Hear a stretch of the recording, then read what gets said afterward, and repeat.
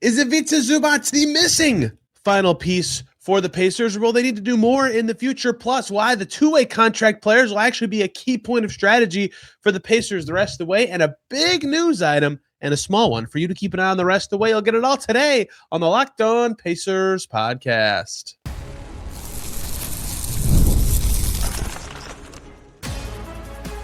You are Locked On Pacers, your daily Indiana Pacers podcast, part of the Locked On Podcast Network, your team every day. What's up, everybody? Happy Tuesday, and welcome into another edition of the Locked On Pacers podcast, where we, of course, talk about the Indiana Pacers. As always, my name's Tony East. I cover the team for Forbes and Circle City Spin. And today, more deep dives into Ivica Zubac because I have a big question about him that I want to answer. Is he the final piece for the Pacers with some precedent trades that I want to dive in and kind of compare this to? I want to talk about the Pacers' two-way contract strategy the rest of the season. I got a question about it from somebody yesterday, and it's something that will matter a lot to you, and you're going to have a lot of questions about at some point this season. Why not explain it now? And then a big departure in the Pacers front office, a player returning elsewhere for you to keep an eye on. A lot to get to today on Locked On Pacers. I have my normal mic for the first time in forever after traveling a gazillion times. I found my old camera after my new one broke, and we are cooking. We are absolutely cooking. And you know who the Pacers hope cooks for them? Ivica Zubac, who, of course, they traded a lot for. This is not a secret. This is not new. The trade has been a thing for about 3.5 weeks now. No, I was right the first time. 2.5 weeks now. We've talked about his fit and what he does and what he did with the Clippers and why the Pacers did it now and all those sorts of things. And I did my interview with Chad Buchanan and Forbes. You know, we got to that point. But I just wrote, using the quotes and talking to players on the Pacers and looking at some numbers about Zubac's fit with the team. And what made me think of something I thought about after this trade happened is recent precedent of champions and the idea of the final piece or final move teams make to bring in someone to complete their team, right? And the Pacers obviously were half a game from feeling like they had a complete team last year at this time, right? They were that close to the finals. But think back, this is just the last three champions. I could have gone back through years of guys who actually, fit this bill. But last year's champion was the Thunder. And they traded Josh Giddey for what they needed. They needed a guard, half initiator, and really good defender. Josh Giddey was a terrible defender, and he was an okay initiator, but they just needed just enough playmaking to supplement J-Dub and SGA. And then Cason Wallace's ascent. Alex Caruso is their final piece instead of Giddey, right? The year before that, the Celtics win the championship. You could point two directions here. I personally think of it as the Porzingis trade. He was a huge upgrade over Grant Williams in the front court for them. Drew Holiday was much better than Malcolm Brogdon, but that was stylistically more similar, but they got their final pieces, right? These added players do something, especially in Porzingis' case, that the player they were replacing did not do or cover a big weakness that the team had. Spacing at the 5, awesome defense on the perimeter in the case of Caruso. The year before that, Denver wins the championship. Before that season, does anyone remember what they did? They traded for Kentavious Caldwell-Pope. The key for the two champions for a while was trade with the Wizards. Marcus Smart for Kristaps Porzingis and Will Barton for KCP. KCP, they needed better defense from that two-guard spot. If they could get a little better shooting than Will Barton, great. They got both. KCP was great. They won the championship, right? You get a final piece when you're really close, and if it's the right guy, good things happen. Even the Warriors before that was a little different, but because Poole emerged and Wiggins emerged at the same time, but Otto Porter was a huge thing for them. All of these are logical, huge moves by recent title winners where they sent away draft picks or young players to get their final piece. Is that Ivica Zubac? Because what's really interesting is so quickly after the trade, I think most reactions were positive. People realized that he's very good, but there were skeptics immediately, mostly on the idea of fit. And that's reasonable because they traded away a player who there was years of critique about his fit in Ben Mathurin. But I thought it was interesting. I was talking to Kobe Brown before his first game with the Knicks, and I said, you would know better than anybody, right? You've played with Zubac your whole career. What do you think of his fit with the Pacers? And I'm just going to read you his quote.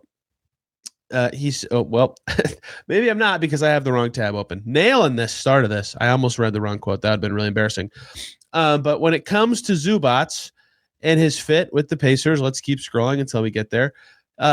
Basically said at first, okay, there we go. He said, at first I thought it was going to be weird, but seeing him today at shoot around, how Coach Carlisle says he's going to use him, I can see it happening. I can see it working. I think we'll be really successful with it, and I think he'll thrive in it, right? And so even Kobe Brown, who played with Zoo his whole career, had an initial kind of like incredulous reaction. Pacers play fast. They move the ball a lot.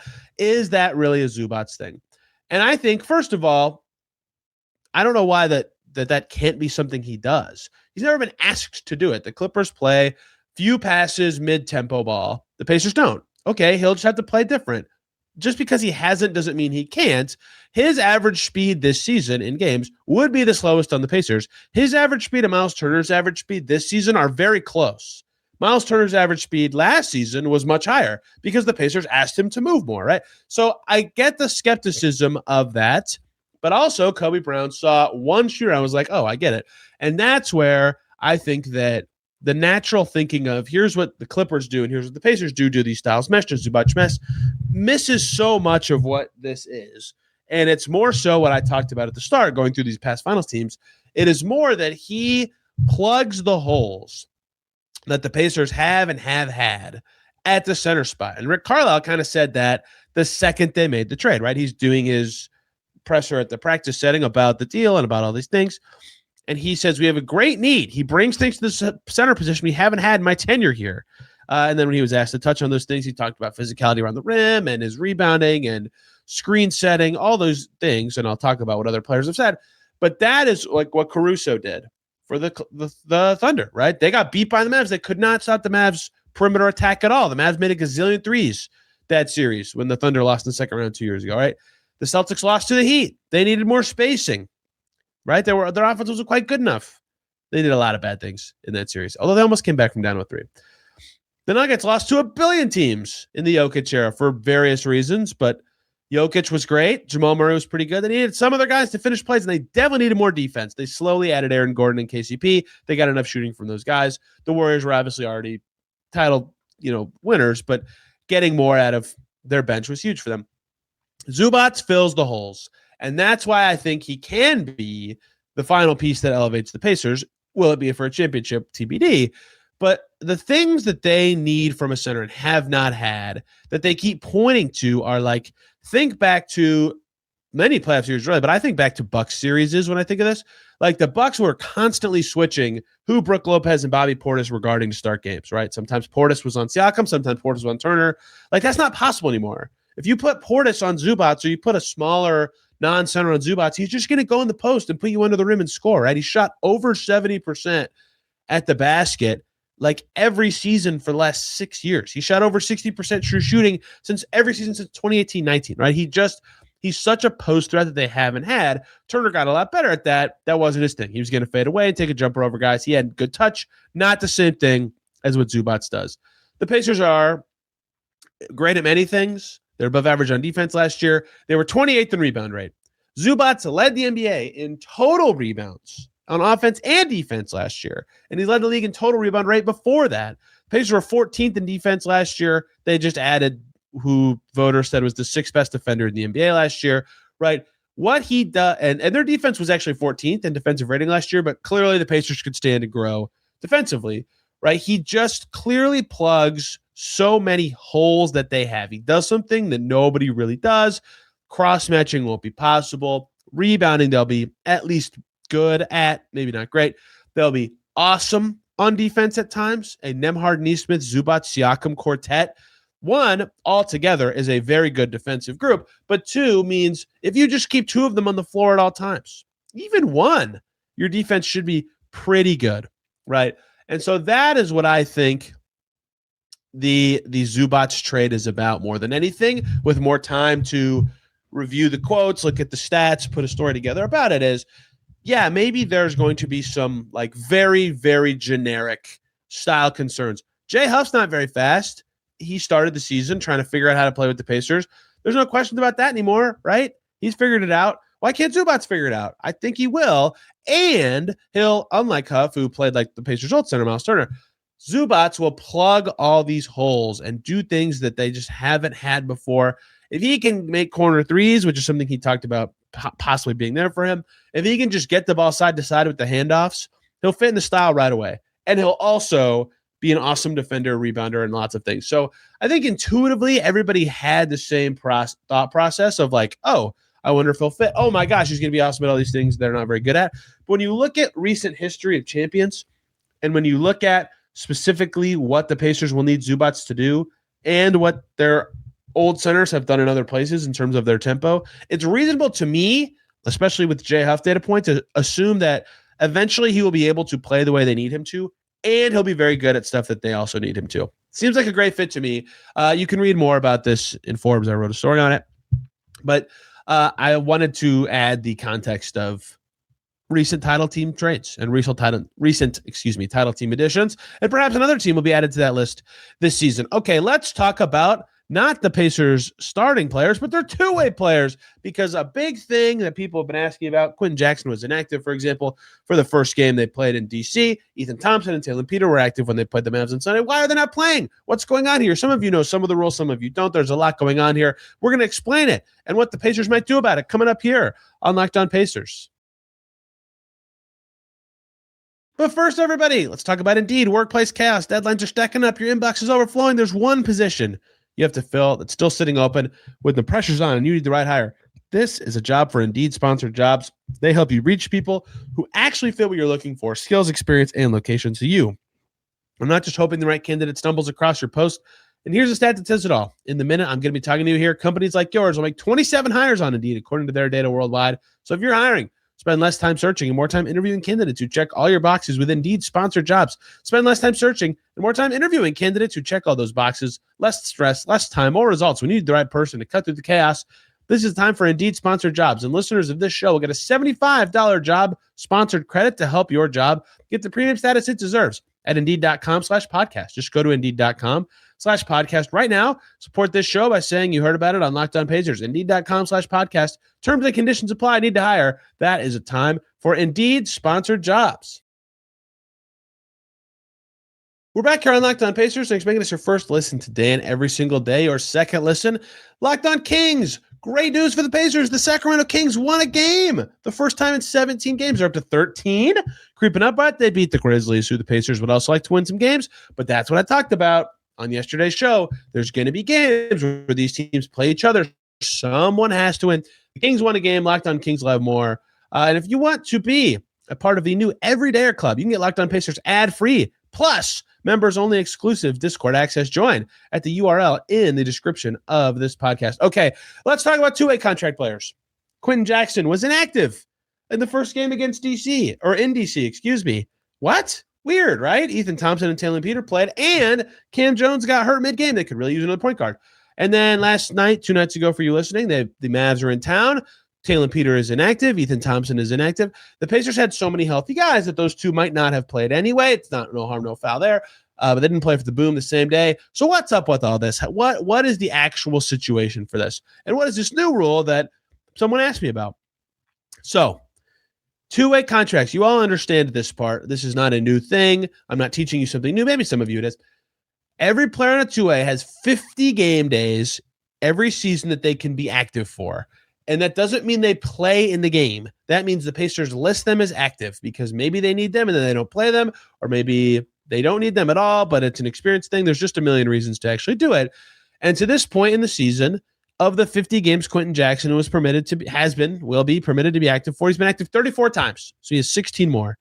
Ethan Thompson signed on November 30th, which is part of the way into the season. So he doesn't get 50 games from there. He gets 39 games from that date. He's been active 29 times. So he has 10 more games he can be active for. Taylor Peter's been active 36 times. He has 14 more. Now, the astute of you will go, wait, that's fewer than the number of games left in the season. You're correct. Pacers have 24 more games. So they can't play all their players in every game. And if you look at Quentin Jackson and say, well, he might get promoted. I agree, he might.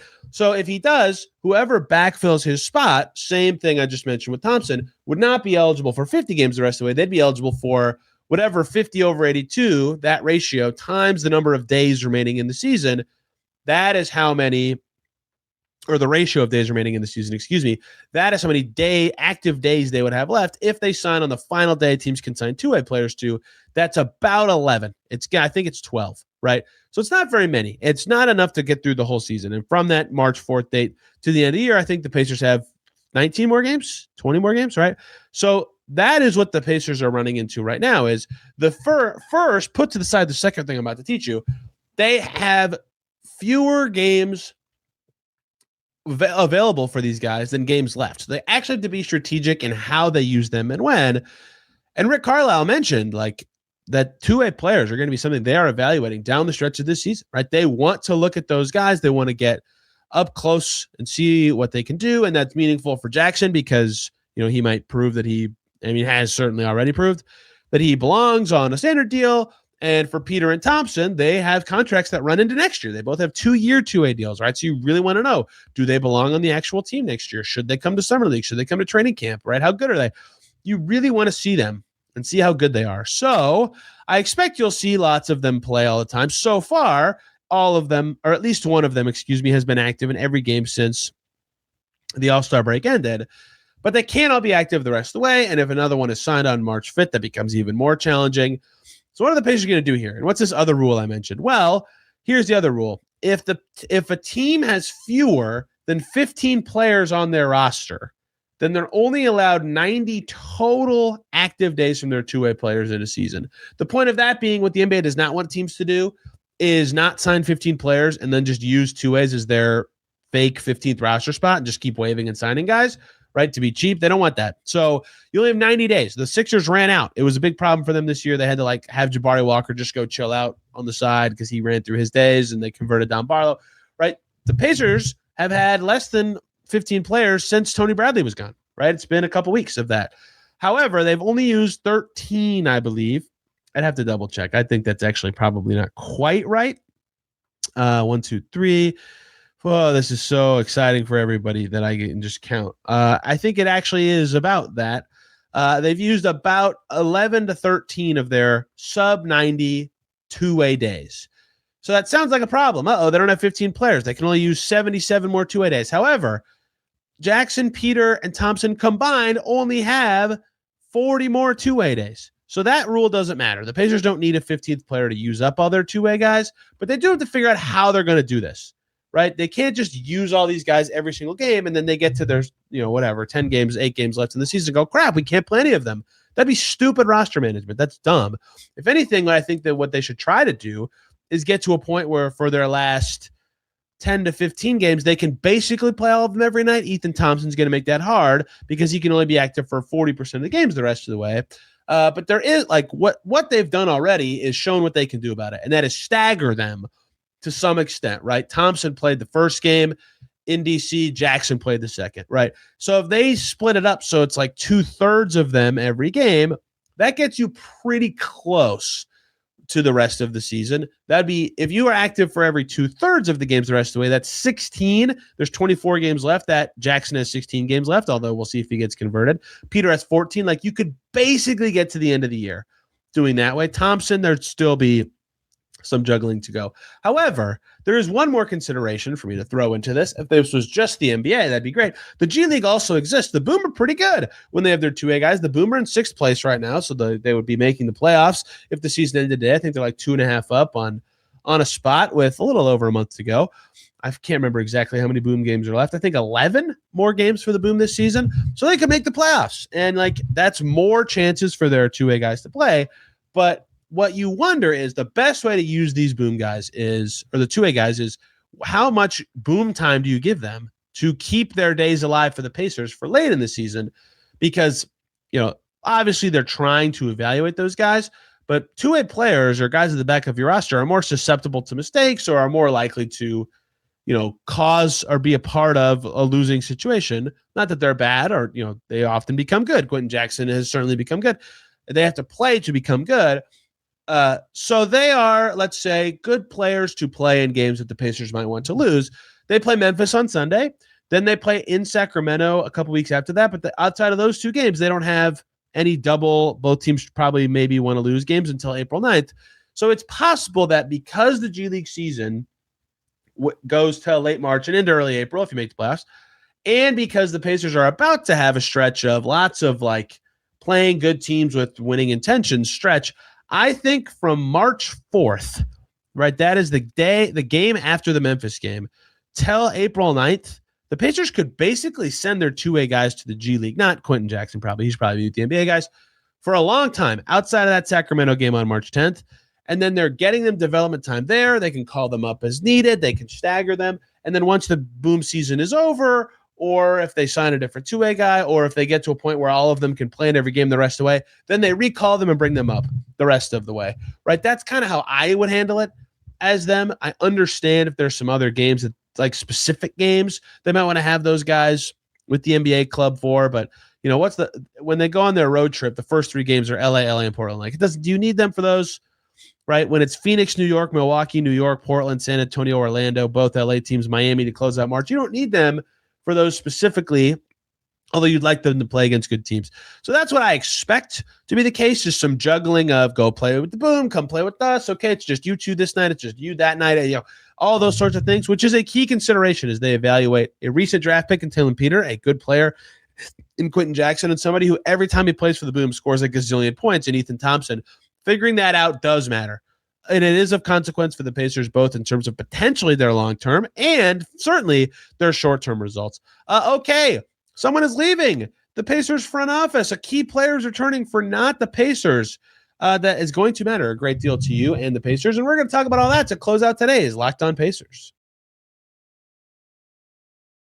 But first, everybody, we got to quickly talk about FanDuel. Ever wanted to experience the NBA Finals live and in person? FanDuel is giving you the chance to turn that dream into reality with their NBA sweepstakes. Here's how it works. Use your profit boost on any NBA future. You'll automatically be entered for a shot to win an NBA Finals trip for two. That's right. Flights, tickets, the whole experience. Can't recommend it enough. The NBA Finals was a blast. If you're already looking at the board, thinking about which team can make a deep run, this is the perfect time to lock it in. Futures are fun this time of year, whether it's picking a team to win the championship or just grab a conference title. It adds that extra layer of excitement to every game down the stretch. And now, not only can you pick with cash, it could also send you to the NBA Finals. Visit FanDuel.com to get started. Use your profit boost on an NBA future and get entered for your chance to win a trip to the NBA Finals. Play your game with FanDuel, the official sports betting partner of the NBA. We are back here on Locked On Pacers. Thanks for making us your first listen to Dan every single day. Spurs Pistons was last night. Banger game, like a non-0% chance finals preview, which was awesome. I don't know. It's impossible to give percentages to non-Thunder series, but really great game. Wemby's amazing. Cade really struggled. Locked On Pistons and Locked On Spurs will have more on a marquee game. Pistons Spurs is a marquee game. The NBA, baby, you'll love to see it this year. Okay, big news in Pacerland. A shakeup in the front office. Let's retract that. Ryan Carr is headed to IU, the Hoosiers, where he was at one point working on that basketball staff when he was a student there. He is the Pacers vice president of player personnel. He's in charge of a lot of draft-related things. He has a ton of connections. I've heard from other like scouting type people on other teams that they've run into Ryan Carr in like the most random places on the basketball circuit. They always feel like they bump into him in those like, wait, what? Someone else is here kind of thing. But Ryan Carr, very well-liked guy, extremely respected. He's been with the Pacers for over 2 decades, different coaching staffs, different front offices, right? If you're that connected and you're that, highly regarded as a person, that's rare in the NBA. That is a rare thing, right? He knows everybody. And, Jenny Busick tweeted he was one of the first guys that she met in the business in 2005. And he was kind and embracing when other people were cold and competitive, right? That's the kind of guy he is. We talk to him every single year. Right before the draft, Jonathan Givony, Draft Express, former ESPN, said a major hire for IU. Obviously, I'm going to put the fact that I went to IU to the side to talk about this, but it's a loss. It's a big loss for Ryan Carr. Man, I'm all over the place with my notes and reading notes. Big loss for the Pacers that Ryan Carr's headed away to IU. Well, he will be the executive director of basketball. Very cool title, and something that IU needed to fill at this stage. So first of all, the Pacers are going to have to replace this position. Like Ryan Carr was in charge of a lot of people and a lot of important processes. I can't believe how many things I just butchered in this segment. And that's a big loss. Like he is a very sharp person and a kind person, loves basketball, and they have to fill that spot now. And it could be an internal guy. It could be an external guy. Who knows? There's a lot of, candidates for a job like that. with the Pacers because it's one of the top 6, 7, 5, 4 jobs in basketball ops for the team. So it's a huge loss. And congrats to him, at this stage to get a job like that. It's awesome to go back to your alma mater and do something cool, especially if you're willing to do it. And Ryan Carr's been nothing but great to me in our interactions. Always answers a ton of questions on the record every year at the draft. So congrats to him, but a huge loss for the Pacers, who will now have to change things.